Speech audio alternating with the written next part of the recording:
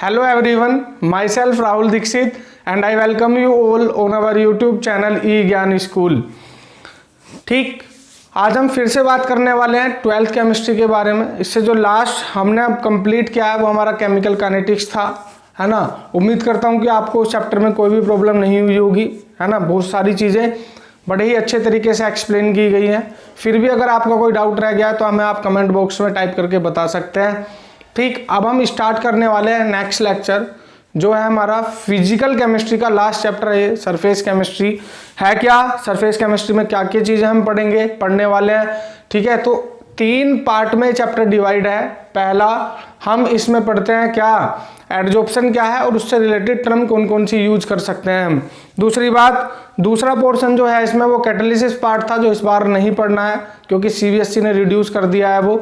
और third portion जो हम डिस्कस करेंगे आपके साथ वो है कोलाइडल सॉल्यूशन क्या है और उसके टाइप्स क्या क्या रिलेटेड टॉपिक हम उसमें पढ़ने वाले हैं। ठीक, और एक बात और कहूँ मैं कि आप लोग घबराए ना, चैनल पर पूरी केमिस्ट्री बोर्ड एग्जाम से पहले कंप्लीट हो जाएगी। ठीक है, आप बिल्कुल निडर रहें इस चीज़ से। ठीक है, क्योंकि शेड्यूल भी बिजी रहता है तो रोज़ रोज़ लेक्चर अपलोड नहीं हो पाते हैं। फिर भी जितने हो जाएं उतनी कोशिश हम करते हैं कि ज़्यादा से ज़्यादा लेक्चर आप लोगों के लिए अपलोड कर दें, क्योंकि आप लोगों का सपोर्ट भी बहुत रहा है और उम्मीद करते हैं कि आगे भी सपोर्ट इसी तरीके का बना रहेगा। ठीक है, और हाँ, हैप्पी नवरात्रि टू ऑल, है ना। पूरी ई ज्ञान स्कूल फैमिली की तरफ से आप सभी को नवरात्र की शुभकामनाएं हैं, है ना। कोई भी अपना प्रण लें आप कि हमें इस तरीके से तैयारी करनी है। ठीक है, कोई भी शुभ काम स्टार्ट कर सकते हैं आप।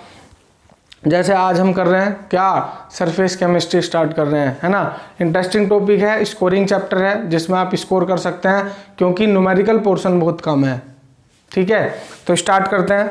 सरफेस केमिस्ट्री है क्या, देखिए सरफेस केमिस्ट्री की अगर मैं बात करूं तो सरफेस केमिस्ट्री फिजिकल केमिस्ट्री की वो ब्रांच है जहां पर हम डिस्कस करने वाले हैं जितने भी सरफेस के ऊपर फिनोमिना होते हैं।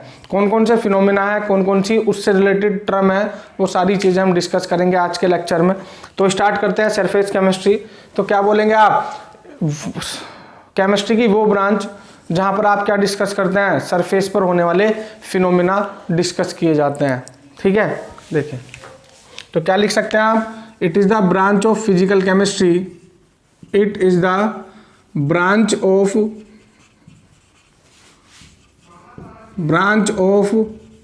Physical chemistry which deals with the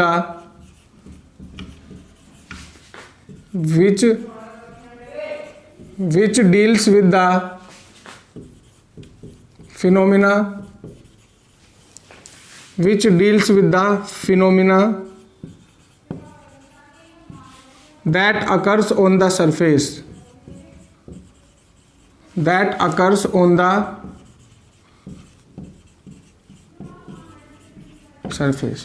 chemistry की वो ब्रांच जहां पर हम क्या डिस्कस करेंगे, सरफेस पर होने वाले फिनोमेना डिस्कस करेंगे। ठीक है, वो कौन सी ब्रांच होगी हमारी, सरफेस केमिस्ट्री। अब देखिए सरफेस केमिस्ट्री के अंदर हम 2 मॉलिक्यूल के बारे में बार बार डिस्कस करेंगे कि surface molecule, bulk molecule. Real में सरफेस मॉलिक्यूल और बल्क मॉलिक्यूल का मतलब क्या है। ठीक है, सबसे पहले उसे ही डिस्कस कर लेते हैं। अगर वो आपको समझ में आ गया तो सारी चीज़ें आप फिर आसानी से समझ जाएंगे इस चैप्टर की।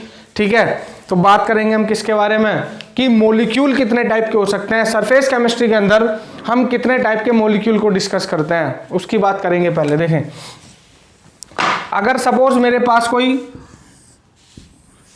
कोई बीकर है, ठीक है, ये इसका सरफेस है। कुछ मॉलिक्यूल अंदर भी प्रेजेंट होते हैं, कुछ मॉलिक्यूल सरफेस पर भी होते हैं। सपोज ये सरफेस मॉलिक्यूल है ना, और इसके अंदर बल्क मॉलिक्यूल है। दोनों टाइप के मॉलिक्यूल है मेरे पास। ये क्या है, ये मेरे पास सरफेस मॉलिक्यूल है, ठीक, और ये मेरे पास बल्क मॉलिक्यूल है। बल्क मॉलिक्यूल वो हैं जो अंदर प्रेजेंट, बोलो। ठीक, तो होता क्या है, देखिए अगर आप मैं सरफेस मॉलिक्यूल की बात करूं, सपोज ये सरफेस मॉलिक्यूल है, इसे ये वाला मॉलिक्यूल भी अट्रैक्ट कर रहा है इधर से, ये वाला मॉलिक्यूल भी अट्रैक्ट कर रहा है और नीचे इसके मॉलिक्यूल है ये भी इसे अट्रैक्ट कर रहा है। मतलब अगर कोई सरफेस मॉलिक्यूल बीच में है तो इधर भी अट्रैक्ट कर रहा है उसे, कोई इधर से भी अट्रैक्ट कर रहा है और ऊपर से अट्रैक्ट करने वाला कोई नहीं है। मतलब अगर मैं अलग बनाना चाहूँ तो मैं कहूँ सपोज अगर ये सरफेस का मॉलिक्यूल है, इसे नीचे से भी अट्रैक्ट करने वाला है, यहाँ से भी है और यहाँ से भी है, इसके ऊपर कोई भी नहीं है क्योंकि सरफेस के ऊपर कोई मॉलिक्यूल प्रेजेंट नहीं होते, तो इसे इधर से ये वाला मॉलिक्यूल अट्रैक्ट कर रहा है, इधर से ये वाला और नीचे से ये वाला। इसका मतलब क्या है, देखें ये वाला जो फोर्स है इससे कैंसिल हो रहा है, ये वाला फोर्स कैंसिल नहीं हो रहा है। बोलो क्या कहा मैंने, ये वाला जो फोर्स है इधर जो लग रहा है वो इससे कैंसिल हो रहा है और ये वाला जो नीचे की तरफ लग रहा है वो किसी से कैंसिल नहीं हो रहा। इसका मतलब जो सरफेस मॉलिक्यूल है वो unbalance force of attraction feel करते हैं। ठीक है, इधर वाला जो अट्रैक्शन है वो इधर वाले अट्रैक्शन से कैंसिल हो जाता है, लेकिन नीचे वाला जो अट्रैक्शन है, ऊपर अट्रैक्शन कोई लग ही नहीं रहा, तो जो नीचे वाला अट्रैक्शन है वो बैलेंस नहीं हो पाता। यही रीजन है कि जो सरफेस के मॉलिक्यूल हैं वो क्या है, सरफेस के molecule unbalance force of attraction feel करते हैं। जबकि अगर मैं बल्क मॉलिक्यूल की बात करूं, कोई भी बल्क मॉलिक्यूल अगर मैं ले लूं, ठीक है, सपोज मैं यहाँ दिखा देता हूँ, बल्क मॉलिक्यूल है ये वाला, इसके इधर भी मॉलिक्यूल है, यहाँ भी है, नीचे भी है और ऊपर भी है, इसके चारों तरफ मॉलिक्यूल हैं, इस पर अट्रैक्शन चारों तरफ से लगेगा, ये वाला मॉलिक्यूल भी अट्रैक्शन लगाएगा, ये वाला भी, इसके जो नीचे है वो वाला भी और इसके जो ऊपर है ये भी। इसका जो फोर्स है वो बैलेंस है, ये वाला फोर्स इससे कैंसिल हो रहा है, ऊपर वाला फोर्स नीचे वाले फोर्स से कैंसिल हो रहा है। तो क्या कह सकता हूं मैं, ये कह सकता हूं कि बल्क मॉलिक्यूल वो मॉलिक्यूल होते हैं जो balance force of attraction feel करते हैं फ्रॉम ऑल द डायरेक्शन, सभी डायरेक्शन से उसमें क्या है, balance force of attraction present है। जबकि अगर मैं सरफेस मॉलिक्यूल की बात करूं तो सरफेस मॉलिक्यूल पर ये इधर इस साइड वाला एटम इस वाले साइड वाले एटम से बैलेंस हो जाता है, लेकिन नीचे वाला जो फोर्स लग रहा है वो ऊपर कोई भी फोर्स नहीं काम कर रहा है, जिसकी वजह से ये अनबैलेंस फोर्स ऑफ फील करता है। और यही रीजन है कि अनबैलेंस होने की वजह से ये दूसरे मॉलिक्यूल को कलेक्ट करना चाहता है अपने सरफेस के ऊपर, जो सरफेस मॉलिक्यूल है, और यही चीज हमें इस चैप्टर में पढ़नी है। तो बात करेंगे हम मॉलिक्यूल के बारे में, कितने टाइप के मॉलिक्यूल हैं और सरफेस मॉलिक्यूल आप किसे बोलेंगे, बल्क मॉलिक्यूल आप किसे कहेंगे, वही डिस्कस करने वाले हैं। तो देखें, तो अगर मैं सरफेस केमिस्ट्री में बात करूं तो दो टाइप के मॉलिक्यूल डिस्कस करूंगा, है ना। देखें,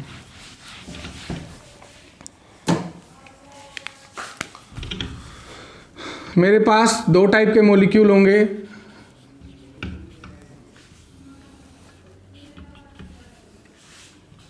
एक मेरे पास सरफेस मॉलिक्यूल है और एक मेरे पास क्या है, bulk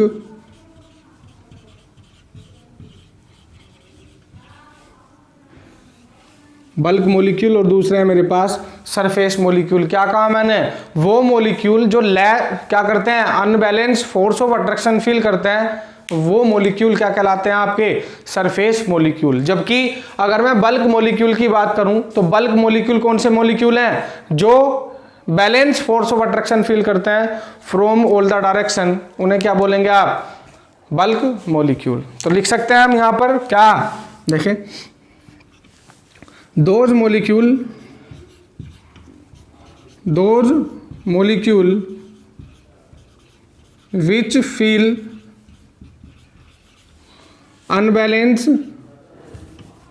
which feel unbalance force of attraction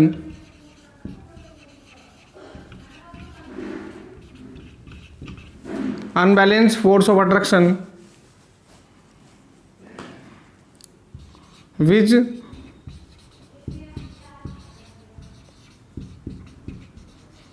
resulting net inward pull,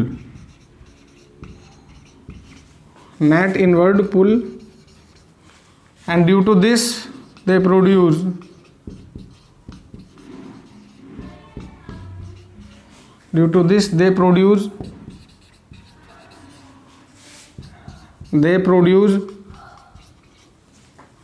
surface tension.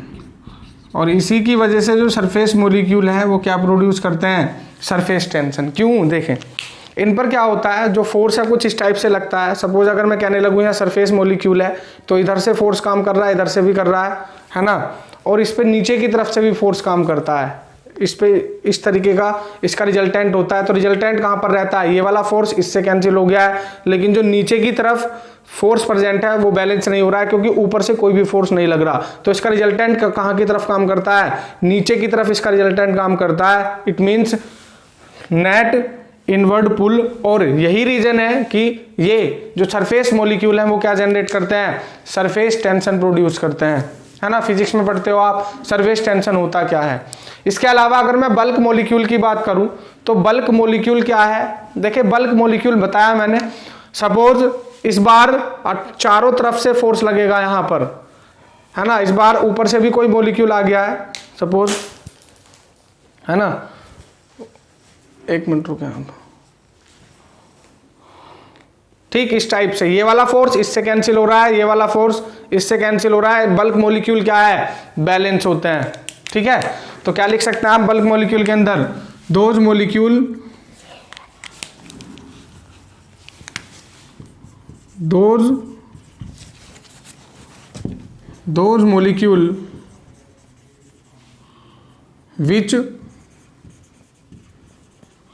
which feel balance force of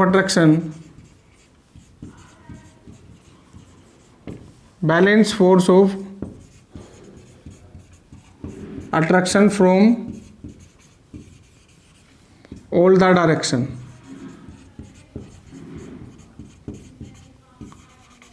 and present in the equilibrium.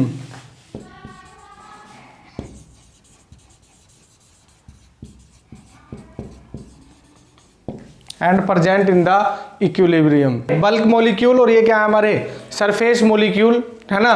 तो मेन जो आपको देखना है इसमें वो यही था कि कौन से मॉलिक्यूल किस तरीके का फोर्स फील करते हैं। तो अगर मैं बल्क मॉलिक्यूल की बात करूं तो किस तरीके का फोर्स है उनके पास, बैलेंस फोर्स ऑफ अट्रैक्शन है। जबकि अगर हम सरफेस मॉलिक्यूल की बात करें तो किस टाइप का फोर्स ऑफ अट्रैक्शन प्रेजेंट है, unbalance force of attraction present है। और यही रीजन है कि जो सरफेस मॉलिक्यूल है वो अदर मॉलिक्यूलर स्पीसीज को एक्यूमुलेट करते हैं अपने सरफेस के ऊपर, क्योंकि क्या है वो unbalance force of attraction feel कर रहे हैं। वही चीज हम पढ़ने वाले हैं आगे, ठीक है। तो देखो किस तरीके का सरफेस मॉलिक्यूल किस तरीके का फोर्स ऑफ अट्रैक्शन फील करता है, एक डायग्राम के थ्रू आपको समझाने की कोशिश करेंगे, है ना। देखें सपोज मेरे पास मॉलिक्यूल का अरेंजमेंट है कुछ,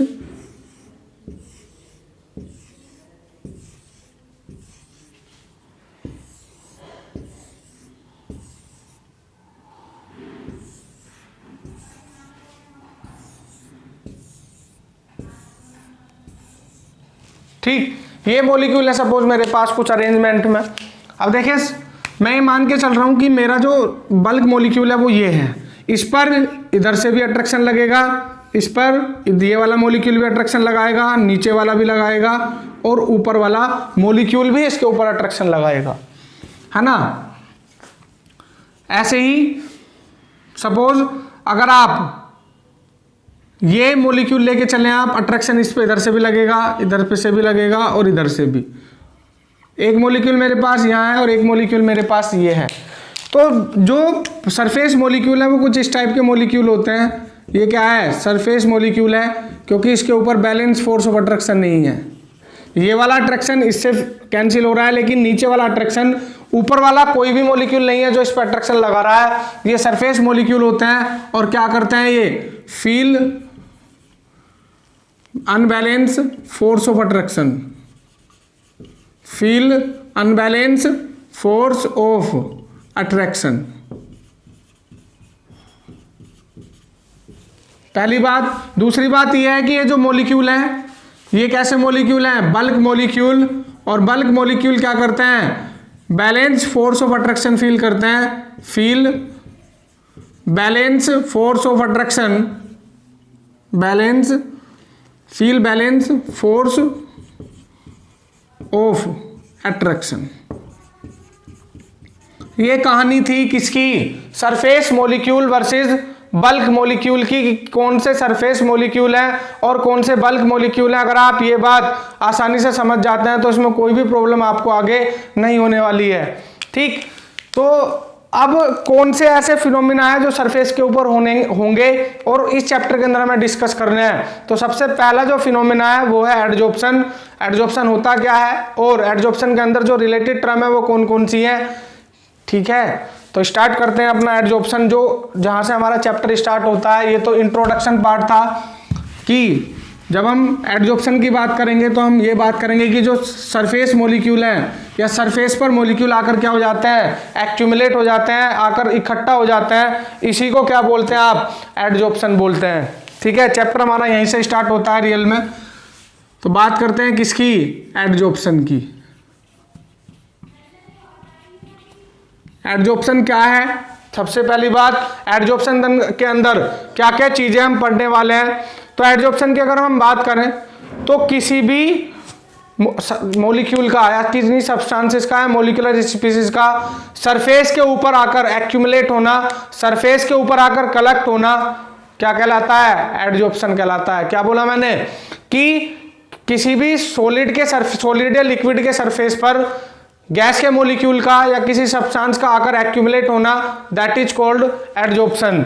और एडजॉर्प्शन के अंदर दो चीजें हैं, जो मॉलिक्यूलर स्पीसीज आकर कलेक्ट होते हैं उन्हें एडजॉर्बेट बोला जाता है, और जिसके सरफेस पर आकर कलेक्ट हो रहे हैं दैट इज कॉल्ड एडजॉर्बेंट। तो देखें, it is the process in which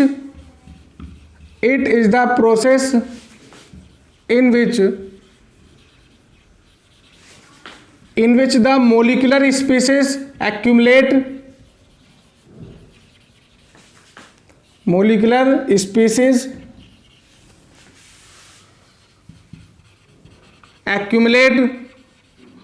on the surface of solid और liquid। मॉलिक्यूल का या मॉलिक्यूलर स्पीसीज का आकर कलेक्ट होना on the surface of solid और liquid is called adsorption,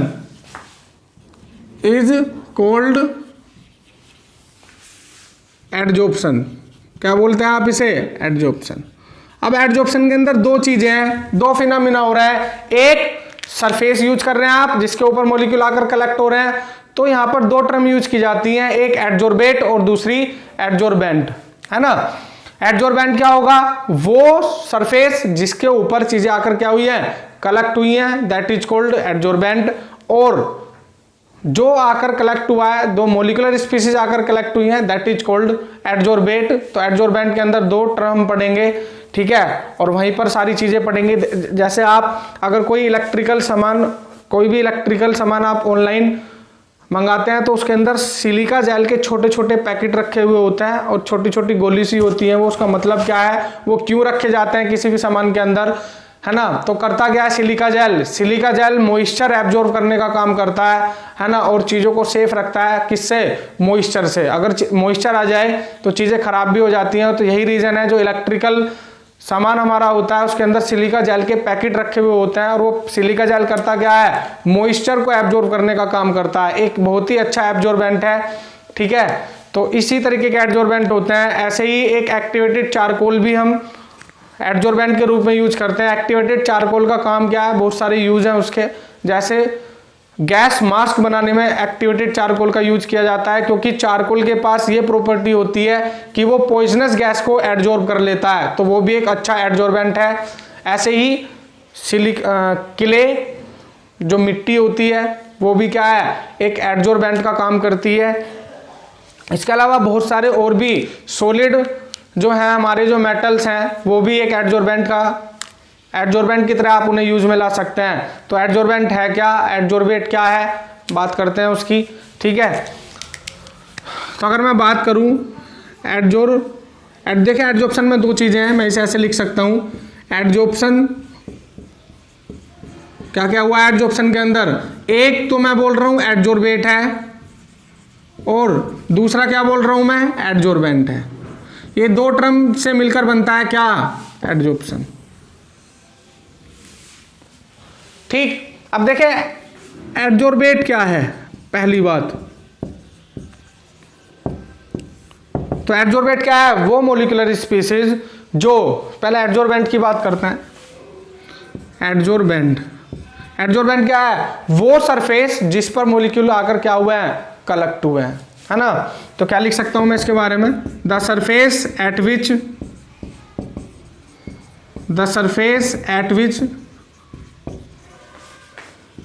the molecular species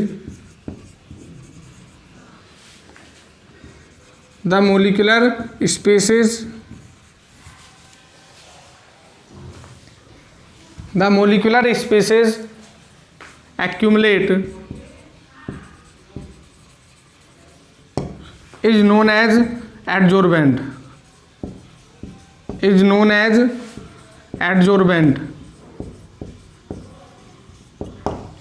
ठीक है। तो वो सरफेस जहां पर चीजें आकर कलेक्ट हो रही हैं, that is called adsorbent. Confuse मत होना, क्योंकि कंफ्यूजन बहुत होता है इसमें कि कौन एडजॉर्बेंट है और कौन एडजॉर्बेट है। तो एडजॉर्बेंट के रूप में क्या क्या यूज कर सकते हैं, आपको मैंने बताया अभी। सिलिका जेल एक बहुत ही अच्छे एडजॉर्बेंट है, मॉइस्चर को एब्जॉर्ब कर लेता है ना। इसके अलावा एक्टिवेटेड चारकोल का भी यूज करते हैं हम एडजॉर्बेंट के रूप में, और क्ले, इनका यूज किया जा सकता है एडजॉर्बेंट के उसमें, ठीक है। मेटल का भी यूज करते हैं, बहुत सारे कैटालिसिस पढ़ते हैं हम, जहां मेटल का जो सरफेस है वो किसकी तरह काम करता है, एज अ एडजॉर्बेंट। तो ये तो बात थी किसकी, एडजॉर्बेंट की। अब बात करते हैं हम किसकी, एडजॉर्बेट क्या होता है।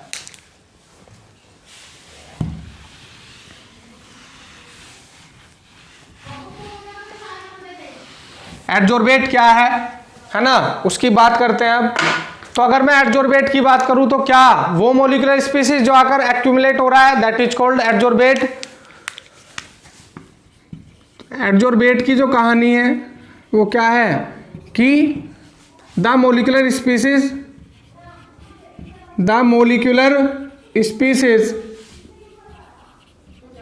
दैट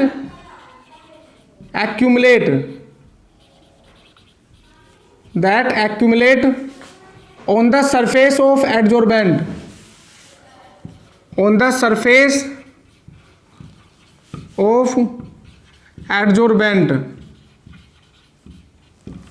ठीक है। वे मॉलिक्यूलर स्पीसीज जो एडजॉर्बेंट के ऊपर आकर कलेक्ट होते हैं, दैट इज कॉल्ड क्या, एडजॉर्बेट, ठीक है। जनरली इस चैप्टर के अंदर हमें गैसेस का एडजॉर्प्शन पढ़ना है, किसके ऊपर, सॉलिड सरफेस के ऊपर। तो गैस क्या हुई, एडजॉर्बेट, और सॉलिड सरफेस क्या हुआ, एडजॉर्बेंट। तो ये चीजें थी क्या, एडजॉर्प्शन क्या होता है वो हमने डिस्कस कर लिया। अगर मैं आपसे पूछूं कि एडजॉर्प्शन का रीजन क्या है, कॉज ऑफ एडजॉर्प्शन, क्यों होता है एडजॉर्प्शन, कोई भी चीज सरफेस पर आकर क्यों कलेक्ट हो रही है, तो अभी मैंने बताया था एडजॉर्प्शन को समझाने से पहले कि जो सरफेस मॉलिक्यूल है वो unbalance force of attraction feel करते हैं, और जब कोई भी चीज है, अगर आप भी अनबैलेंस स्थिति में है तो आप किसी का हाथ पकड़ने की कोशिश करते हैं। ये एग्जांपल, आप जब आप नहाने जाते हैं कहीं और आप डूबने की स्थिति में होते हैं तो आप कोशिश करते हैं किसी का हाथ पकड़ लें। वही स्थिति, वही कंडीशन किसकी है, सरफेस मॉलिक्यूल की है, क्योंकि सरफेस मॉलिक्यूल अनबैलेंस है, और अनबैलेंस है तो वो कोशिश करते हैं कि ऊपर से भी हमारे पर कोई अट्रैक्शन लग जाए, क्योंकि साइड से तो अट्रैक्शन लग रहे हैं सरफेस मॉलिक्यूल पर, नीचे से भी अट्रैक्शन लगा हुआ है, लेकिन ऊपर से कोई भी अट्रैक्शन नहीं था, जिसकी वजह से वो कोशिश करते हैं हमारे सरफेस पर कोई ना कोई चीज आ जाए, एक्यूमुलेट हो जाए, और वो किस स्थिति में आ जाए, बैलेंसिंग की स्थिति में आ जाए। यही रीजन है कि जो सरफेस मॉलिक्यूल हैं वो एडजॉर्प्शन करते हैं। अगर पेपर में पूछा जाए कि कॉज ऑफ एडजॉर्प्शन क्या है, तो आप क्या लिखेंगे, due to the unbalance force of attraction of surface molecule, क्योंकि सरफेस मॉलिक्यूल के पास अनबैलेंस फोर्स प्रेजेंट होता है। तो नेक्स्ट टॉपिक हमारा वही है कि कॉज ऑफ एडजॉर्प्शन क्या है, थर्मोडायनामिक्स ऑफ एडजॉर्प्शन क्या है। थर्मोडायनामिक्स से क्वेश्चन पूछा जा सकता है आपसे कि एडजॉर्प्शन के लिए डेल्टा एच निगेटिव होता है या पॉजिटिव होता है। दूसरी बात, उसकी एंट्रोपी डेल्टा एस पॉजिटिव होती है या निगेटिव होती है। और तीसरी बात, गिब्स फ्री एनर्जी की जो डेल्टा जी की वैल्यू है वो क्या होगी, सारी चीजें डिस्कस करना है। देखिए थर्मोडायनेमिक्स का मतलब है डेल्टा एच की वैल्यू, डेल्टा एस की वैल्यू और डेल्टा जी की वैल्यू, ये तीन ही चीज़ों के बारे में हम डिस्कस करेंगे। किसकी? थर्मोडायनेमिक्स के बारे में, एडजॉर्प्शन की। ठीक, तो अगर मैं बात करूं कॉज ऑफ एडजॉर्प्शन क्या है, कॉज ऑफ एडजॉर्प्शन, तो कॉज ऑफ एडजॉर्प्शन क्या है, क्यों होता है? Adsorption occurs due to the unbalance force of surface molecule. क्या लिखूंगा मैं? Adsorption occurs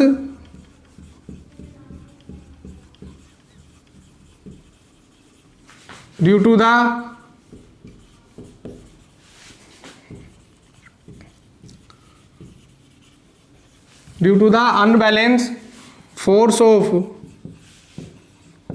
unbalanced force of attraction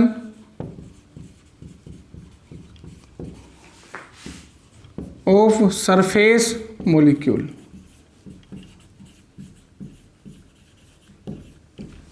बोलो, बात समझ में आ गई? क्यों होता है एडजॉर्प्शन? सरफेस मॉलिक्यूल के अनबैलेंस फोर्स ऑफ अट्रैक्शन की वजह से। ऐसे ही अगर मैं थर्मोडायनामिक्स की बात करूं तो थर्मोडायनामिक्स ऑफ एडजॉर्प्शन बहुत ही इंपॉर्टेंट टॉपिक है। आपसे पेपर में जरूर यहां से कोई ना कोई क्वेश्चन पूछा जाता है। वो आपसे डेल्टा एच, डेल्टा एस और किस किस की वैल्यू पूछ सकता है? डेल्टा जी की। इसलिए उसे बात करते हैं हम किसके बारे में? Thermodynamics of adsorption. Thermodynamics of adsorption.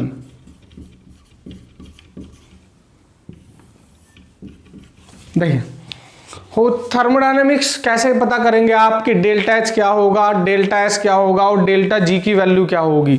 तो अगर मैं बात करूं यहां पर तो देखिए होता क्या है, जब सरफेस मॉलिक्यूल के ऊपर जो मॉलिक्यूलर स्पीसीज आकर एक्यूमुलेट हो जाते हैं तो सरफेस मॉलिक्यूल पर बैलेंस फोर्स ऑफ अट्रैक्शन लगने लगता है। सोचो भैया, आप क्या था? सरफेस मॉलिक्यूल सपोज ये था, इसके इधर भी मॉलिक्यूल थे, इधर भी मॉलिक्यूल थे और नीचे भी। ये वाला मॉलिक्यूल इस पर अट्रैक्शन लगा रहा था इधर से, ये वाला मॉलिक्यूल भी अट्रैक्शन लगा रहा था और जो नीचे मॉलिक्यूल है यहाँ से भी अट्रैक्शन लग रहा था। अगर कोई सरफेस के ऊपर और मॉलिक्यूल भी आ जाए तो ऊपर से भी अट्रैक्शन लगने लगेगा। बोलो, तो क्या हो गया? ये अब बैलेंस हो गया है। और एक बात बताएं आप कि जब कोई चीज अनबैलेंस होती है, अनस्टेबल होती है, तो उसकी एनर्जी क्या होती है? ज्यादा। अगर कोई चीज स्टेबल हो जाए तो एनर्जी क्या होगी? उसकी कम। तो कहने का मतलब ये है कि जब सरफेस मॉलिक्यूल अनबैलेंस थे तो इनकी एनर्जी ज्यादा थी। जैसे ही कोई मॉलिक्यूल आकर एक्यूमुलेट हुआ तो स्टेबल हो गए, इसका मतलब जो एनर्जी ज्यादा थी इन्हें वो एनर्जी कम करनी पड़ेगी। इसका मतलब यहाँ से जो एनर्जी है वो रिलीज होती है और एनर्जी है ना, जो एनर्जी रिलीज हो रही है यहाँ से वो किसकी फॉर्म में बाहर निकलती है? हीट की। क्योंकि जब अनबैलेंस था ये एनर्जी ज्यादा थी, जैसे ही बैलेंस हुआ तो एनर्जी कम करनी पड़ेगी क्योंकि बैलेंसिंग में एनर्जी कम हो जाती है। तो जो एनर्जी यहाँ से रिलीज होगी वो हीट की फॉर्म में बाहर निकलेगी। और अगर वो रिएक्शन जहां पर हीट रिलीज होती है, that reaction are is known as exothermic reaction. और एक्सोथर्मिक रिएक्शन के लिए डेल्टा एच की वैल्यू क्या होती है? नेगेटिव। बोलो, तो मुझे इतना तो पता चला कि एडजॉर्प्शन के लिए डेल्टा एच क्या होगा? मेरा नेगेटिव होगा। तो वही बात करूंगा मैं यहां पर पहले कि सबसे पहली बात, surface molecule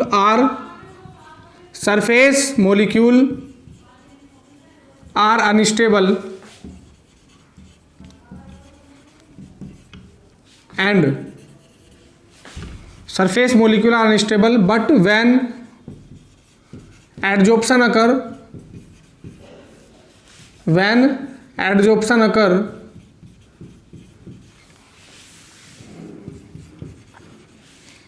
then they become stable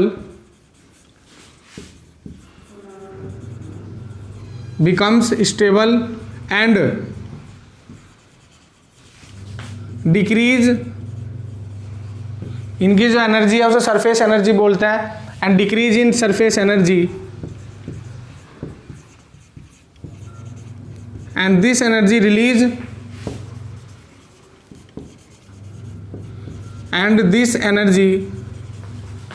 release in the form of heat. किसकी फॉर्म में बाहर निकलती है? हीट की। In the form of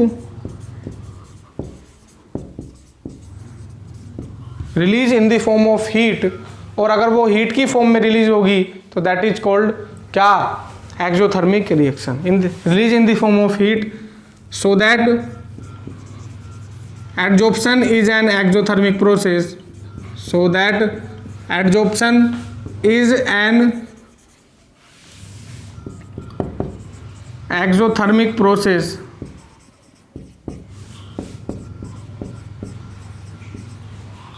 exothermic process, therefore क्या होगा, डेल्टा एच क्या होगा, नेगेटिव।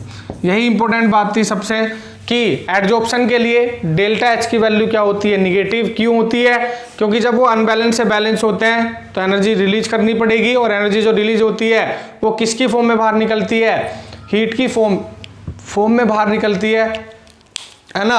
और वो रिएक्शन जहाँ हीट बाहर निकलती है उन रिएक्शन को क्या बोलते हैं आप, एक्सोथर्मिक। और एक्सोथर्मिक रिएक्शन के लिए डेल्टा एच की वैल्यू क्या होती है, नेगेटिव होती है। बोलिए, बात समझ में आ गई, ठीक है। और समझ में आ गई तो लाइक ठोकें आप, है ना। देखें, इसके अलावा अगर मैं दूसरी मैंने डेल्टा एच की तो बात कर ली एंथैल्पी की, अब मैं बात करूंगा किसकी, एंट्रोपी की, कि एंट्रोपी क्या होती है, एंट्रोपी डिक्रीज होगी या एंट्रोपी इंक्रीज होगी। देखें, तो अगर मैं एंट्रोपी की बात करूं यहां पर, तो एंट्रोपी का मतलब क्या है, जनरली आप 11th में पढ़ के आए हैं कि एंट्रोपी का मतलब होता है फ्रीडम, मतलब रैंडमनेस। जितनी ज़्यादा फ्रीडम होगी या जितनी ज़्यादा रैंडमनेस होगी, एंट्रोपी ऑफ द सिस्टम उतनी ही ज़्यादा होगी। अब आप खुद बताएं, जब कोई मॉलिक्यूल फ्री थे तो उनकी फ्रीडम ज़्यादा थी, या मॉलिक्यूल आकर एक्यूमुलेट हो गए, इकट्ठा हो गए, तब उनकी फ्रीडम ज़्यादा है। तो नॉर्मल सी बात है, जब वो फ्री मूवमेंट कर रहे थे, है ना, तो उनकी फ्रीडम ज़्यादा थी, रैंडमनेस ज़्यादा थी, इट मीन्स एंट्रोपी ज़्यादा थी। लेकिन जैसे ही वो किसी सरफेस के ऊपर आकर एक्यूमुलेट हो गए तो उनकी फ्रीडम कम हो गई, रैंडमनेस कम हो गई, दैट मीन्स उनकी एंट्रोपी क्या हो गई, डिक्रीज हो गई। तो होता क्या है, एडजॉर्प्शन में मॉलिक्यूल का एक्यूमुलेट होने की वजह से एंट्रोपी डिक्रीज हो जाती है। ठीक है, तो दूसरी बात यही है कि in adsorption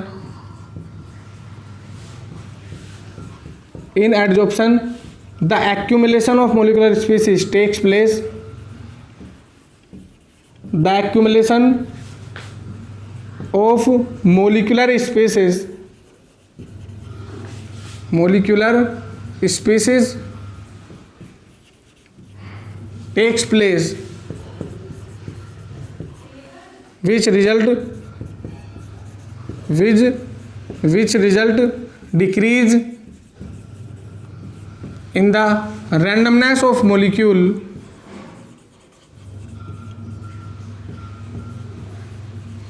which result in the randomness of molecule and hence entropy decreases, क्योंकि एंट्रोपी डिपेंड करती है रैंडमनेस के ऊपर, and hence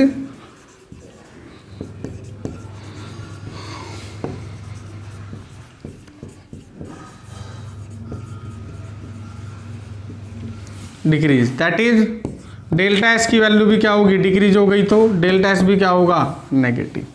तो आपका डेल्टा एच भी निगेटिव है, आपका डेल्टा एस भी निगेटिव है। अब बात करते हैं किसकी, गिब्स फ्री एनर्जी की, कि गिब्स फ्री एनर्जी की वैल्यू नेगेटिव होगी या पॉजिटिव होगी। ठीक है, तो देखें, ठीक, तो होगा क्या, आप देखें, वी नो दैट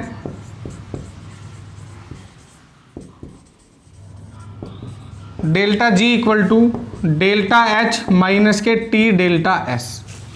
अब देखें, डेल्टा एच की वैल्यू भी निगेटिव आई है, डेल्टा एस भी निगेटिव आया है, और डेल्टा जी निगेटिव होता है एडजॉर्प्शन के लिए, क्योंकि एक स्पॉन्टेनियस प्रोसेस है।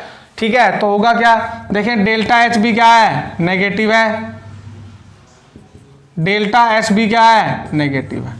डेल्टा एस निगेटिव है तो निगेटिव निगेटिव क्या हो जाएगा यहाँ, पॉजिटिव।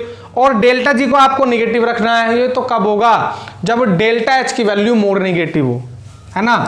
तो डेल्टा जी इज नेगेटिव कब, when delta H is less negative than delta S। Delta S से क्या हो, वो मोर निगेटिव हो। भाई ये वैल्यू निगेटिव होगी ये तो पॉजिटिव हो गई क्योंकि डेल्टा एस भी निगेटिव है, तो माइनस माइनस क्या हो जाएगा प्लस।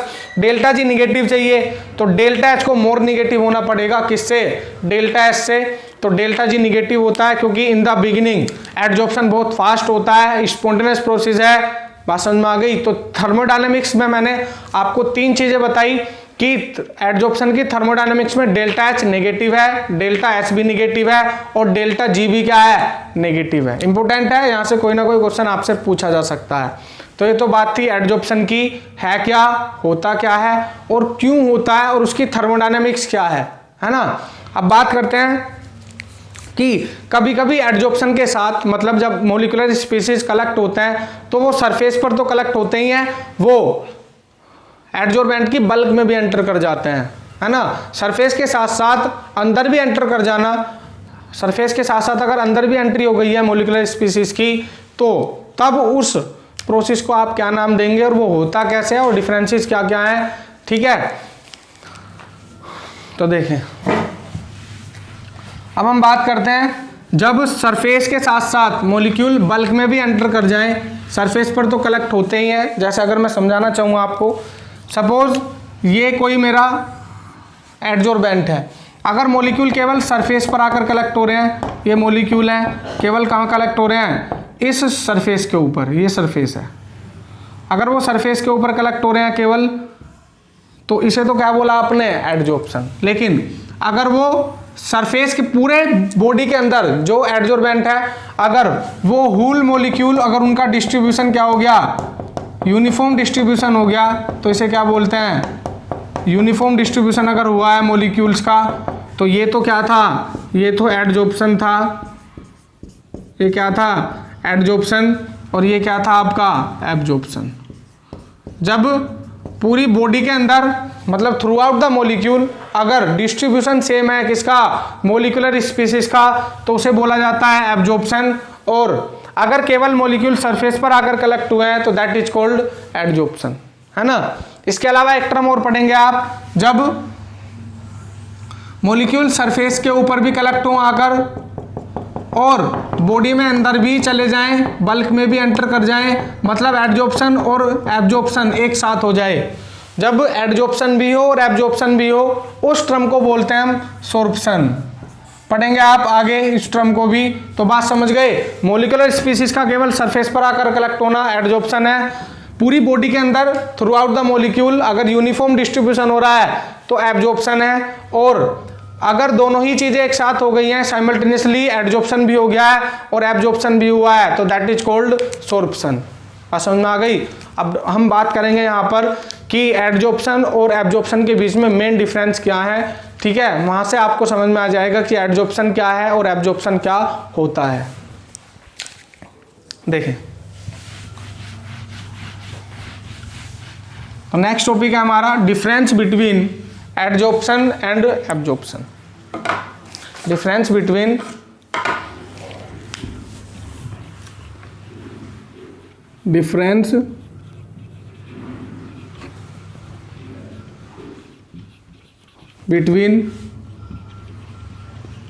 एडजॉर्प्शन एंड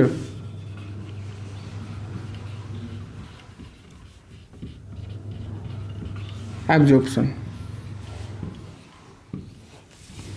है ना। Difference between adsorption and absorption क्या है, बात करते हैं उसकी।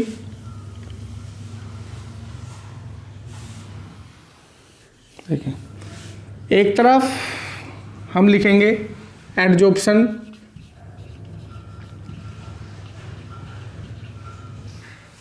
एक तरफ लिख रहे हैं हम एब्जॉर्प्शन। देखिए, क्या एडजॉर्प्शन है, क्या एब्जॉर्प्शन है। देखिए, अगर मैं एब्जॉर्प्शन की बात करूं, सबसे पहला पॉइंट तो यही है कि एडजॉर्प्शन स्टार्टिंग में तो बहुत रैपिडली होता है, बहुत फास्ट होता है, लेकिन जैसे जैसे वो इक्विलिब्रियम के नियरेस्ट पहुंचता है तो प्रोसेस स्लो हो जाता है। लेकिन अगर एब्जॉर्प्शन की बात करूं तो एब्जॉर्प्शन क्या है, एक यूनिफॉर्म रेट से चलता है through out the body of the material. तो अगर मैं बात करूं पहले डिफरेंस की, तो क्या लिख सकता हूं, in the beginning it rapid, in the beginning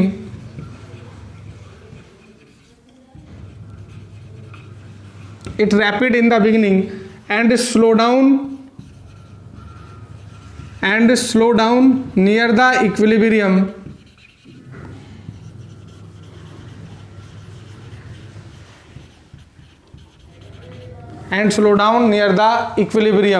अगर मैं इसकी बात करूं,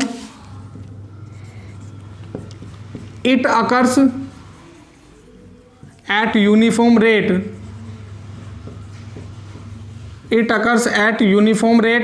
throughout the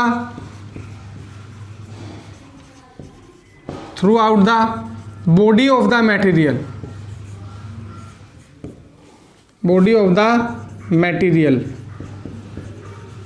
पहली बात।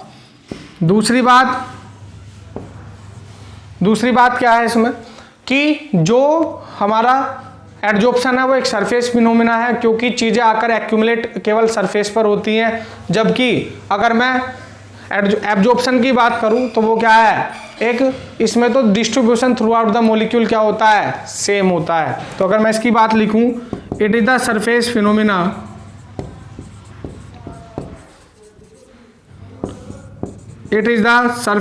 फिनोमिना जबकि मैं इसकी बात करूं, in this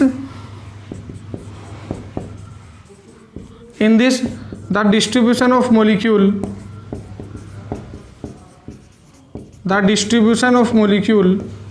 is uniform।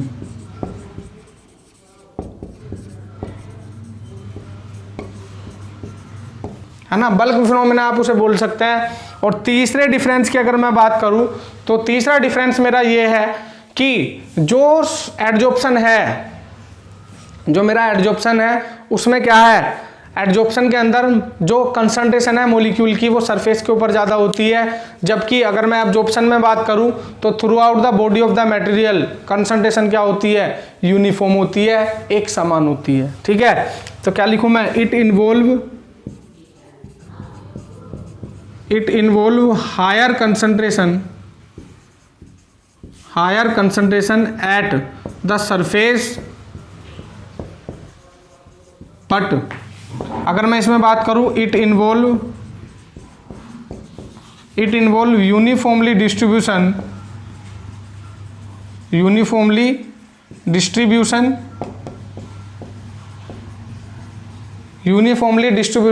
Through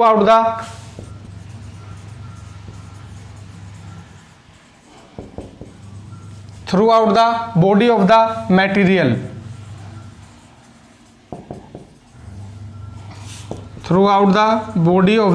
material, अगर एग्जाम्पल की बात करें आप कि कहाँ एडजॉर्प्शन होगा और कहाँ एब्जॉर्प्शन होगा, तो देखिए अगर मैं चौक को इंक में डिप कर दूं तो होता क्या है कि जो इंक का कलर पार्टिकल है वो तो बाहर केवल चौक के सरफेस पर कलेक्ट होते हैं, जबकि जो वाटर मॉलिक्यूल होता है इंक के अंदर वो बल्क में भी एंट्री कर जाता है। अगर आप चौक को तोड़कर देखें तो आपको वाटर मॉलिक्यूल जो चौक है वो गीली दिखाई देगी, क्यों, क्योंकि वाटर मॉलिक्यूल बल्क में भी एंटर कर गए हैं, जबकि इंक केवल सरफेस के ऊपर कलेक्ट हुई है। तो इंक का एडजॉर्प्शन हुआ है जबकि वाटर मॉलिक्यूल का एब्जॉर्प्शन हुआ है। बोलो, तो ये मेन डिफरेंस थे एडजॉर्प्शन वर्सेस एब्जॉर्प्शन में। ज़्यादा डिफरेंस नहीं है, एक में डी है और एक में बी है, तो ये भी ध्यान रखना, आप कंफ्यूज मत होना।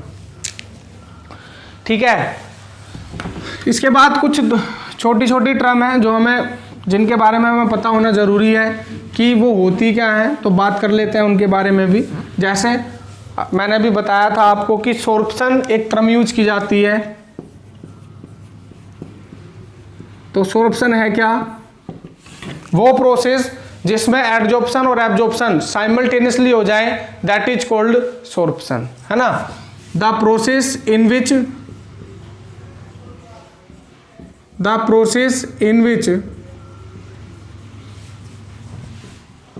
adsorption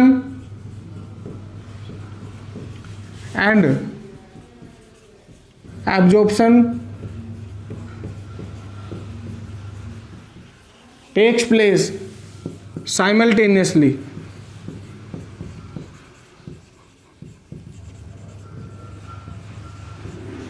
है ना।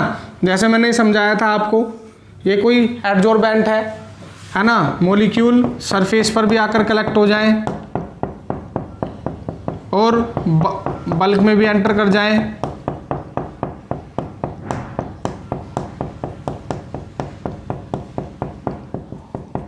बोलो, अगर इस टाइप का हुआ है दैट इज कॉल्ड सोर्प्शन। जबकि अगर केवल मॉलिक्यूल कहाँ पर कलेक्ट हुए हैं, आकर इस तरीके के सरफेस पर हुए हैं, तो ये तो क्या है, ये सोर्प्शन है। सरफेस पर आकर कलेक्ट हुए हैं तो एडजॉर्प्शन है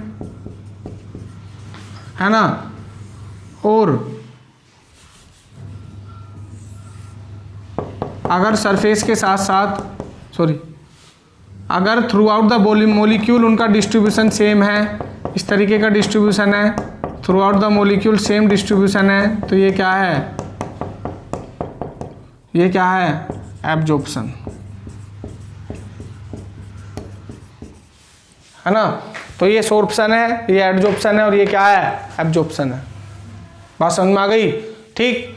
तो ये तो बात थी किसकी, सोर्प्शन की। एक होता है डिजॉर्प्शन। डिसॉर्प्शन का मतलब क्या है, देखिए मॉलिक्यूल का आकर कलेक्ट होना एडजॉर्प्शन है, और मॉलिक्यूल का सरफेस को छोड़कर चले जाना वो क्या है, डिजॉर्प्शन है। वो होगा कब, या तो प्रेशर रिड्यूस कर दो, आप प्रेशर कम कर दो तब होगा ऐसा, या दूसरा वो होगा कब, जब आप टेम्परेचर बढ़ा दो तो जो एडजॉर्बेट मॉलिक्यूल है वो सरफेस को छोड़कर चले जाते हैं। इस प्रोसेस को क्या बोलते हैं आप, डिजॉर्प्शन।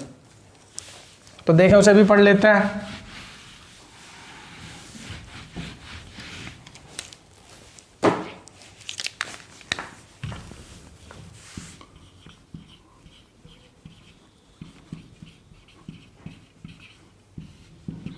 ठीक है, तो डिजॉर्प्शन का मतलब क्या है, the removal of adsorbate molecule from the adsorbent, है ना। The process of removal of adsorbate molecule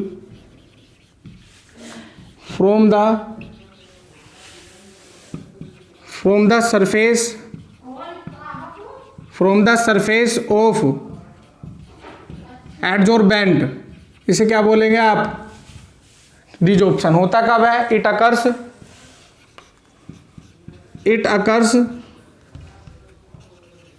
when pressure is reduced